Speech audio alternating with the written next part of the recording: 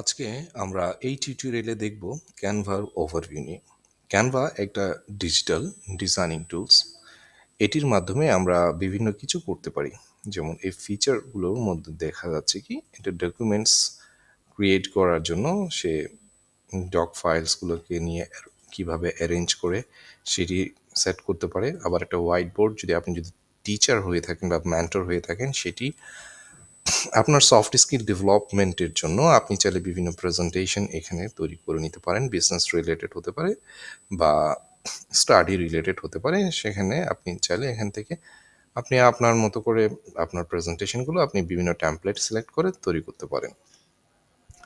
পরবর্তীতে আপনি যদি সোশ্যাল মিডিয়া মার্কেটিং করতে চান, সেখানে আপনি ইনস্টাগ্রাম, ফেসবুক এবং লিঙ্কডইন এই তিনটা প্ল্যাটফর্মের টেমপ্লেট অনুযায়ী আপনি চাইলে আপনার কাজগুলো করে নিতে পারবেন।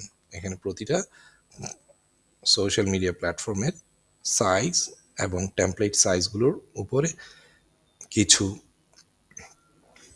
সে এলিমেন্টস বা টেমপ্লেট সাজেস্ট করে দিল। পাশাপাশি আপনি চাইলে কমার্শিয়াল ভিডিও ইন্ট্রো থেকে শুরু করে কমার্শিয়াল ভিডিওগুলো বানাতে পারেন। যদি আপনার কাছে ক্যানভা প্রো এডিশন থাকে, তাহলে সেটি আপনার জন্য অনেকটা ইম্পর্টেন্ট হয়ে দাঁড়াবে এইসব কাজগুলোর জন্য। পরবর্তীতে ক্যানভাতে ওয়েবসাইট ডিজাইন থেকে শুরু করে বিভিন্ন কিছু আছে। মোট কথা হচ্ছে একটি ডিজিটাল প্ল্যাটফর্মের জন্য ক্যানভা বর্তমানে একটা ফুল স্ট্যাক সলিউশন নিয়ে এসেছে। যদি আমরা কোনো একটা বিষয় ডিজাইন বা কাজ করতে চাই, তখন আমরা ক্রিয়েট ডিজাইন এই জায়গায় ক্লিক করে থাকি। সাপোজ আমরা এই সার্চ অপশনে যদি আমরা ফেসবুক লিখে জাস্ট সার্চ করি, তাহলে ফেসবুক রিলেটেড প্রতিটা ডিজাইনের বা প্রতিটা সেগমেন্টের জন্য যেসব কাজগুলো করতে হয় সেগুলো আমাদেরকে সে দেখাবে। মনে করলাম একটা ফেসবুক পেজের পোস্ট তৈরি করব, তাহলে আমার এখানে দেখা যাচ্ছে কি ফেসবুক পোস্ট স্কোয়ার বা ল্যান্ডস্কেপ। আমি যদি স্কোয়ার সাইজের করে থাকি, তাহলে আমাকে সে কী করে দেখায় দেখে। এখন দেখাচ্ছে কি আমি একটা স্কোয়ার সাইজের কাজ শুরু করলাম। তো আমরা যদি লিখি ফুড রিলেটেড কোনো একটা আইটেমসের জন্য, যদি আমরা জাস্ট একটা টেমপ্লেট আমরা সিলেকশন করলাম, এই ধরনের টেমপ্লেটগুলো নিয়ে আমরা কাজ করতে চাইলে বা আমরা যদি নিজেরাই যদি টেমপ্লেট বানাতে চাই, তার আগে আমরা একটু দেখি এখানে কি কি জিনিস ব্যবহার করা হয়েছে। এটা একটা এলিমেন্ট, লেখার স্টাইল, ফন্ট স্টাইল থেকে শুরু করে এখানে আইটেম থেকে শুরু করে ওকে। তাহলে আমরা এই ধরনের একটা আইটেম তৈরি করব। তাহলে আমরা কিভাবে পারি, লেটস গো। সাপোজ এটা একটা হোয়াইট বোর্ড।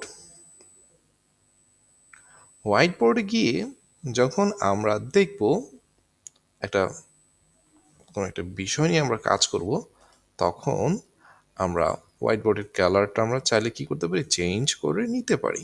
তাহলে আমরা কালার সেগমেন্টে গিয়ে আমরা চাইলে কালারটাকে কি করতে পারতেছি, চেঞ্জ করে নিতে পারতেছি। আমাদের মতো করে আমরা চেঞ্জ করতে পারতেছি। ওকে, চেঞ্জ করলাম। চেঞ্জ করার পর আমরা রমজান রিলেটেড ফুড মেনুসগুলোর জন্য আমরা ফটোসে চলে যেতে পারি। ফটোসেতে চলে গেলে আমরা রমজান রিলেটেড ফুড আমরা এখানে খুঁজতে পারি। সো আমরা এখানে অনেকগুলো ফুড পেলাম, ঠিক না? বা এটা হয়তো আমাদের সাথে কাজ নাও করতে পারে। তো এটা রিলেটেড আরও অনেকগুলো রমজান রিলেটেড ফুডের অনেক কাজ আছে। মনে করলাম আমরা এইটাকে নিলাম। নেওয়ার পর আমরা এডিটে গিয়ে এটার ব্যাকগ্রাউন্ডটা আমরা ডিলিট করে দিলাম বা রিমুভ করে দিলাম। সো এখানে আমরা দেখতে পাচ্ছি এখানে তো এখন কথা হচ্ছে কি, আমরা যে কাজগুলো করব সেটি একটু মানানসই হতে হবে। তাহলে আমরা এই ফুড মেনুটাকে সিলেকশন করলাম। এখন করার পর এটাকে জাস্ট বসালাম। এবার এটা ক্লিক করে এডিট ফটো, ব্যাকগ্রাউন্ড রিমুভার, যদি আমাদের ক্যানভা প্রো হয়ে থাকে তাহলে আমরা এটা করতে পারি। এবার এটাকে আমরা ছোট করলাম। একটু ছোট করার পর আমরা ট্রাই করব। এই ব্যাকগ্রাউন্ডটা যদি আমাদের সাথে যদি মানানসই না হয়, তাহলে এই ব্যাকগ্রাউন্ডে এখানে অনেক ধরনের ব্যাকগ্রাউন্ড আমরা পেতে পারি সাজেস্টেড। সো আমরা একটা সাজেস্টেড ব্যাকগ্রাউন্ড পেতে পারি। পাওয়ার পর চাইলে আমরা এটাকে আরো একটু হাইলাইট করে নিতে পারি।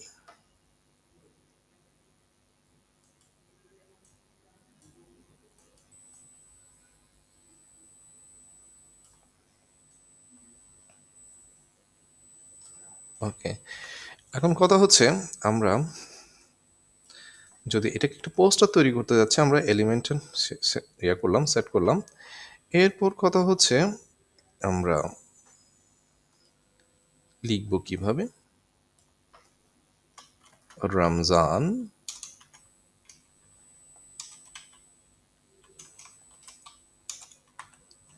ফুড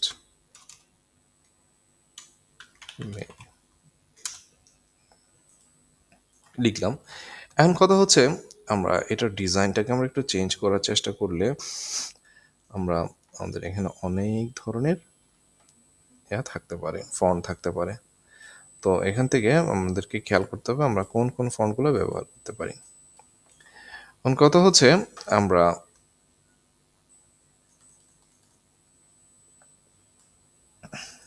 কিভাবে সুন্দর একটা ডিজাইন তৈরি করব, সেটা হচ্ছে মেইন কথা।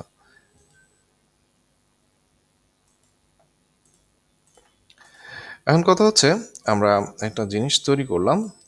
এইবার আমরা যদি এই জায়গায় যদি ডিসকাউন্টের মতো যদি কাজ করতে চাই, তাহলে আমরা এলিমেন্টসে যাব। এলিমেন্টসে গিয়ে এখানে শেপস আছে, শেপসে অনেক ধরনের সিস্টেম আছে, জাস্ট আমাদেরকে ব্যবহার করাটা জানতে হবে। নিলাম এটা, নেওয়ার পরে এটাকে আমরা কি করব, রোটেট করব। রোটেট করে জাস্ট এই জায়গায় নিয়ে আসলাম। নিয়ে আসার পর আমরা এটার ব্যাকগ্রাউন্ডটাকে কালারটা চেঞ্জ করে নিতে পারি।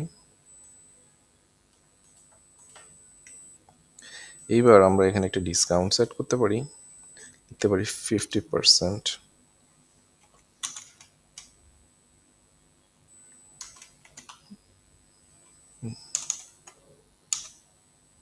ডিসকাউন্ট।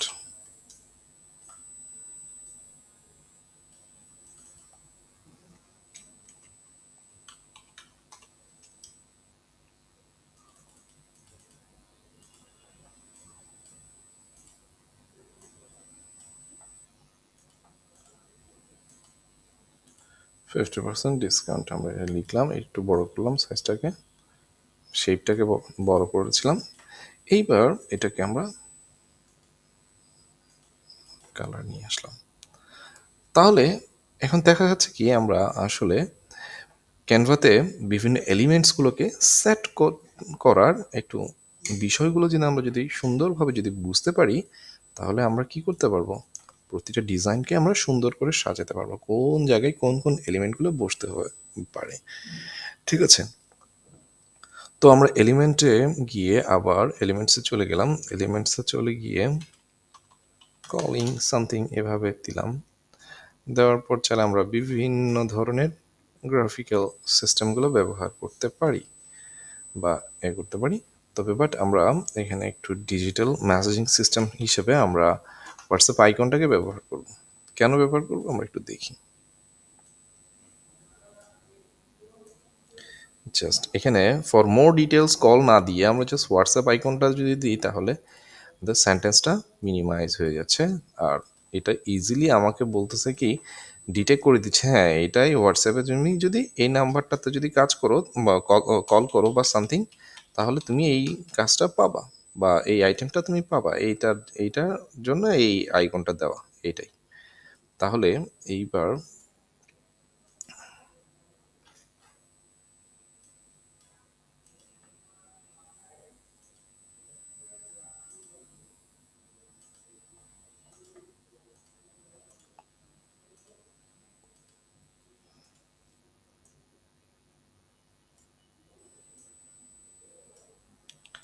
খুব ইজিলি আমরা জিনিসটা বুঝতে চেষ্টা করলাম। এখন কথা হচ্ছে আমরা চাইলে এটাকে এই পাশে রাখতে পারি, এটাকে এই পাশে রাখতে পারি, আবার এটাকে গ্রুপ ক্রিয়েট করে একটা কপি করলাম, কপি করে এই পাশে নিয়ে আসতে পারি। এবার এটাকে আনগ্রুপ করে দিলাম। এইবার আমরা এলিমেন্টসে চলে যাব। আমরা চলে যাওয়ার পর আমরা ফেসবুক আইকনটাকে খুঁজব। ফেসবুক আইকনটাকে খোঁজার পরে এখানে আমরা কোন ধরনের আইকনটা ব্যবহার করব সেটা আমরা খেয়াল করব, এখানে সার্চ করতে থাকবো।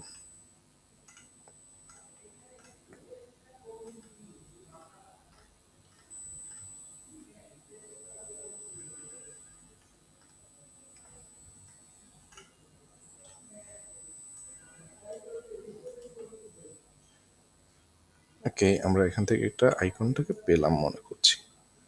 পাওয়ার পর আমরা এটাকে ছোট করব, আর এখান থেকে হোয়াটসঅ্যাপ আইকনটাকে ডিলিট করলাম, এখানে নিয়ে আসলাম, এটাকে একটু ছোট করার চেষ্টা করব।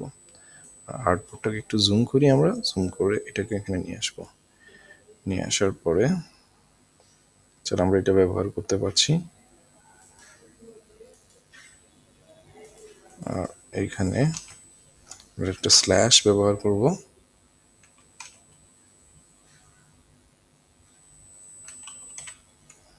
মনে করলাম এইভাবে।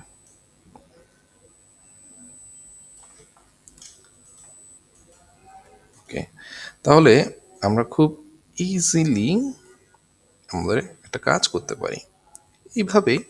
আসলে খুব সহজেই আমরা চাইলে আমাদের কমার্শিয়াল পোস্টারগুলো আমরা তৈরি করতে পারি। বাট আমরা আছে ক্যানভার এই টিউটোরিয়ালে দেখলাম কি এলিমেন্টস থেকে শুরু করে আসলে কিভাবে ওভারভিউর পরে আমরা আসলে একটা কমার্শিয়াল ডিজাইন তৈরি করতে পারি, এটার একটা সিস্টেম। চাইলে আমরা এখানে ডিজাইনটাকে আর একটু অন্যরকম করতেও পারতাম।